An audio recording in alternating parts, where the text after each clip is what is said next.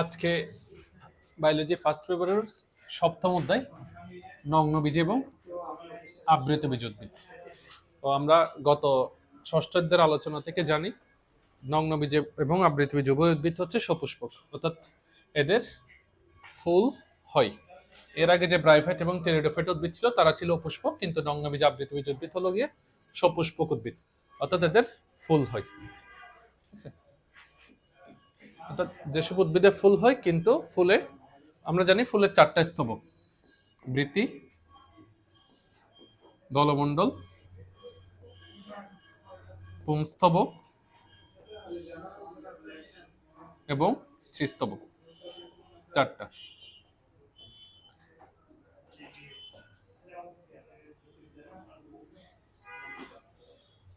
নগ্নবীজ উদ্ভিদের ক্ষেত্রে ফুলের গর্ভাশয় থাকে না, ফুলের গর্ভাশয় থাকে না। গর্ভাশয় না থাকে নগ্নবীজ উদ্ভিদের ফুল সৃষ্টি হলো, গর্ভাশয় না থাকে তাদের কোনো ফল সৃষ্টি হয় না। ফল সৃষ্টি না হওয়ার দরুন তাদের বীজটা অনাবৃত থাকে, এই জন্য তাদেরকে বলা হয় নগ্নবীজ উদ্ভিদ। জানি নিষেকের আগে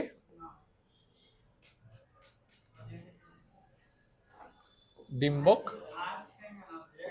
নিষেকের পরে ভ্রূণে পরিণত হয়।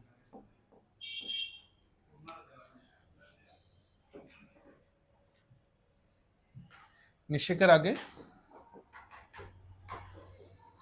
ডিম্বাণু, নিষেকের পরে ভ্রূণে পরিণত হয়। ডিম্বক বীজে পরিণত হয় এবং গর্ভাশয় ফলে পরিণত হয়।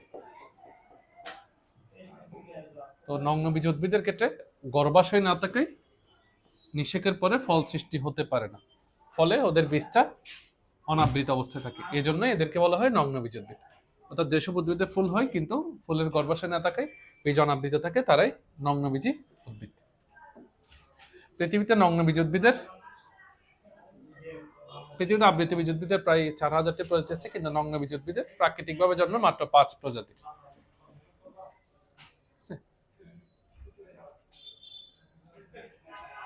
পৃথিবীতে নগ্নবীজ উদ্ভিদের প্রজাতির সংখ্যা খুবই কম।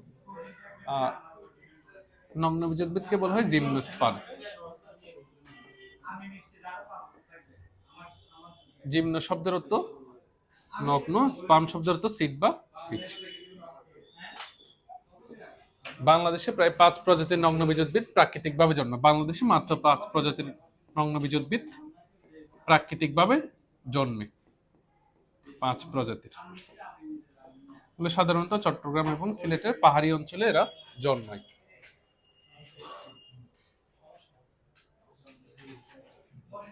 পৃথিবীতে নগ্নবীজ উদ্ভিদের 721টি প্রজাতি বিদ্যমান। 721টি প্রজাতি বিদ্যমান পৃথিবীতে। নগ্নবীজ উদ্ভিদের প্রায় 721টি প্রজাতি রয়েছে।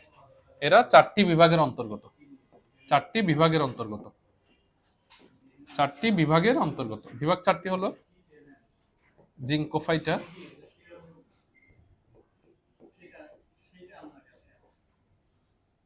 সাইকাডোফাইটা,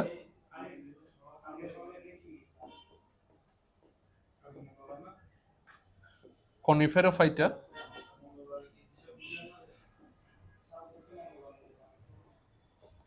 এবং সবার শেষে নেথোফাইটা।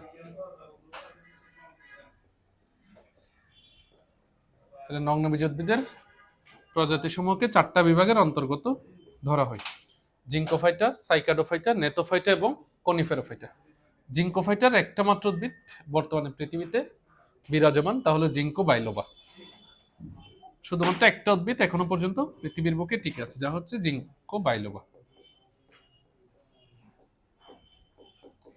এই জন্য জিঙ্কো বাইলোবাকে জীবন্ত জীবাশ্ম বলা হয়। সাইকাডোফাইটার প্রজাতির সংখ্যা 100টি। কনিফেরোফাইটার প্রায় 550টি প্রজাতি রয়েছে এবং সবার শেষে নেথোফাইটা, যার প্রজাতির সংখ্যা 70টি। টোটাল 721টি প্রজাতি। অর্থাৎ জিঙ্কোফাইটার আন্ডারে 1টি, সাইকাডোফাইটা 100টি, কনিফেরোফাইটা 550 এবং নেথোফাইটার প্রজাতির সংখ্যা 70। টোটাল 721টি প্রজাতি 4টি বিভাগের অন্তর্গত। এর মধ্যে জিঙ্কোফাইটার মধ্যে একটা মাত্র প্রজাতি এখনো পৃথিবীর বুকে টিকে আছে, তা হলো জিঙ্কো বাইলোবা। এই জন্য জিঙ্কো বাইলোবাকে জীবন্ত জীবাশ্ম বলা হয়। সাইকাডোফাইটার প্রজাতির সংখ্যা 100টি। সাইকাসে এর মধ্যে অন্তর্গত। জিঙ্কোফাইটা এবং সাইকাডোফাইটা এই দুটি গ্রুপের শুক্রাণু ফ্ল্যাজেলা যুক্ত। প্রথম দুটি বিভাগের শুক্রাণু ফ্ল্যাজেলা যুক্ত। ফ্ল্যাজেলা যুক্ত।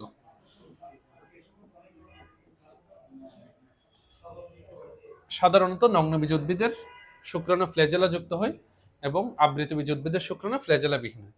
তবে নগ্নবীজ উদ্ভিদের মধ্যে সবার শেষে যে আছে নেথোফাইটা, নেথোফাইটা বিভাগের কোনো উদ্ভিদের শুক্রাণু ফ্ল্যাজেলা যুক্ত হয় না, এদের শুক্রাণু ফ্ল্যাজেলা বিহীন হয়, ফ্ল্যাজেলা বিহীন, এবং এরা আবৃতবীজ উদ্ভিদের সাথে অধিক মিল সম্পন্ন। আবৃতবীজের সাথে অধিক মিল সম্পন্ন। আবৃতবীজের সাথে অধিক মিল সম্পন্ন। সাথে অধিক মিল সম্পন্ন নেথোফাইটা। ওকে, নগ্নবীজ উদ্ভিদের মধ্যে সাধারণত দিনিশেক দেখা যায় না। দিনিশেক আবৃতবীজ উদ্ভিদের বৈশিষ্ট্য, নগ্নবীজ উদ্ভিদে সাধারণত দিনিশেক দেখা যায় না। তবে এফিড্রা নামক উদ্ভিদে দিনিশেক দেখা যায়। দিনিশেক দেখা যায় এবং এফিড্রা থেকে শ্বাসকষ্টের ওষুধ ইফেড্রিন প্রস্তুত করা হয়।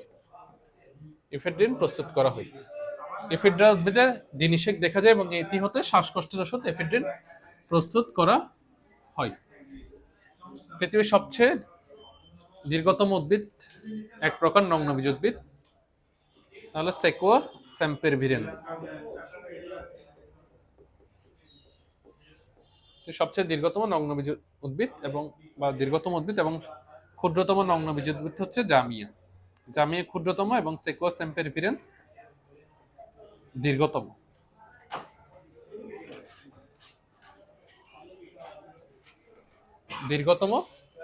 নগ্নবীজী উদ্ভিদ। আর এফিড্রা উদ্ভিদে দিনিশেক দেখা যায়। নেথোফাইটা আবৃতবীজ উদ্ভিদের সাথে অধিক মিল সম্পন্ন।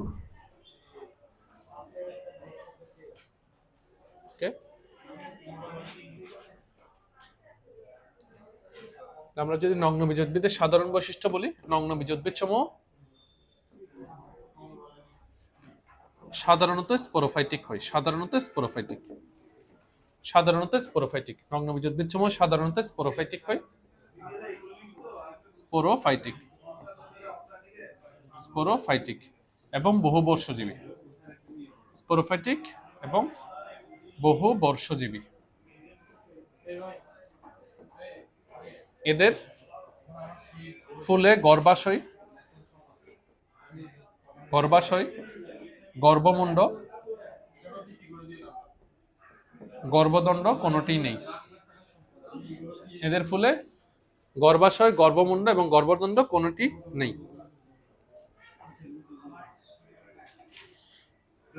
এদের স্পোর হেটারোস্পোরাস, অর্থাৎ স্পোরগুলো আকার আকৃতিতে সমান না। স্পোর হেটারোস্পোরাস।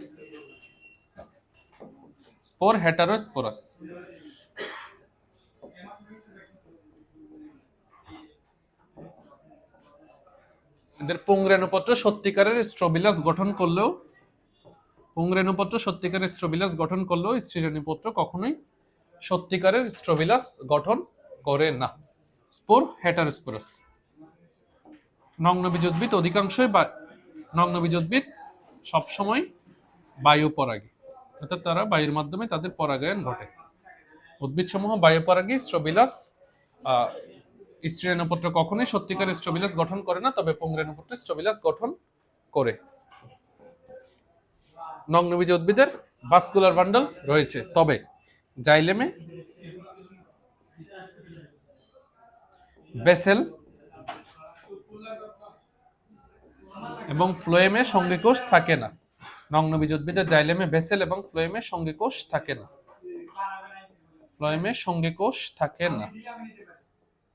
নগ্নবীজ উদ্ভিদের জাইলেমে, বেসেল এবং ফ্লোয়েমে কোনো সঙ্গীকোষ থাকে না।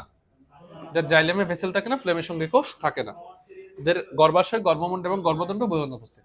এদের গর্ভাশয় না থাকায় ফল উৎপন্ন হয় না, ফলে বীজ অনাবৃত অবস্থায় থাকে, এই জন্য এদের নগ্নবীজ উদ্ভিদ বলে। এদের দিনিশেক হয় না, নগ্নবীজ উদ্ভিদের দিনিশেক হয় না।